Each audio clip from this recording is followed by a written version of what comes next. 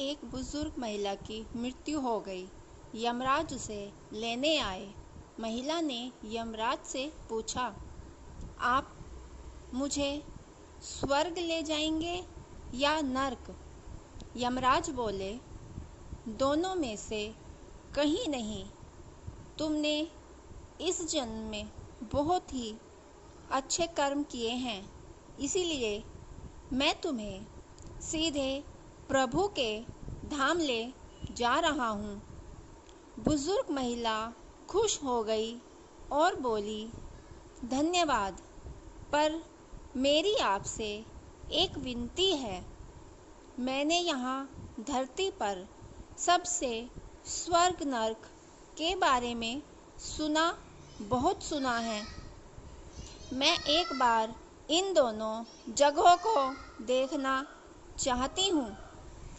यमराज बोले, तुम्हारे कर्म अच्छे हैं, इसलिए मैं तुम्हारी यह इच्छा पूरी करता हूँ। चलो हम स्वर्ग और नर्क के रास्ते से होते हुए प्रभु के धाम चलेंगे। दोनों चल पड़े। सबसे पहले नर्क आया। नर्क में बुजुर्ग महिला ने जोर जोर से लोगों के रोने की आवाज़ सुनी। नर्क में सभी लोग दुबले पतले और बीमार दिखाई दे रहे थे। महिला ने एक आदमी से पूछा, यहाँ आप सब लोगों की ऐसी हालत क्यों है? आदमी बोला, तो और कैसी हालत होगी? मरने के बाद जब से यहाँ आए हैं, हमने एक दिन भी खाना नहीं खाया। भूख से हमारी आत्माएं तड़प रही हैं। बुजुर्ग महिला की नज़र एक विशाल पतीले पर पड़ी, जो कि लोगों के कद से करीब 300 फुट ऊंचा होगा। उस पतीले के ऊपर एक विशाल चम्मच लटका हुआ था। उस पतीले में से बहुत ही शानदार खुशबू आ रही थी। बुजुर्ग महिला ने उस आदमी से पूछा, इस पतीले में क्या है? आदमी मायूस होकर बोला, ये पतीला बहुत ही स्वादिष्ट खीर से हर समय भरा रहता है। बुजुर्ग महिला ने हैरानी से पूछा, इसमें खीर है? तो आप लोग पेट भर के ये खीर खाते क्यों नहीं? भूख से क्यों तड़प रहे हो? आदमी रो रो कर बोलने लगा, कैसे खाएं?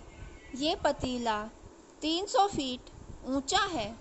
हमने से कोई भी इस पतीले तक नहीं पहुंच पाता। बुजुर्ग महिला को उन पर तरस आ गया। सोचने लगी, बेचारे खीर का पतीला होते हुए भी भूख से बेहाल हैं। शायद ईश्वर ने इन्हें ये ही दंड दिया होगा। यमराज बुजुर्ग महिला से बोले, चलो हमें देर हो रही है। दोनों चल पड़े। कुछ दूर चलने पर स्वर्ग आया। यहाँ पर बुजुर्ग महिला को सबकी हंसने खिलखिलाने की आवाज़ सुनाई दी। सब लोग बहुत खुश दिखाई दे रहे थे। उनको खुश देखकर बुजुर्ग महिला भी बहुत खुश हो गई। पर वहाँ स्वर्ग में भी बुजुर्ग महिला की नज़र वैसे ही 300 फुट ऊंचे पतीले पर पड़ी। जैसा नरक में था, उसके ऊपर भी वैसा ही चम्मच लटका हुआ था। बुजुर्ग महिला ने वहाँ लोगों से पूछा, इस पतीले में क्या है? स्वर्ग के लोग बोले, इसमें बहुत स्वादिष्ट खीर है।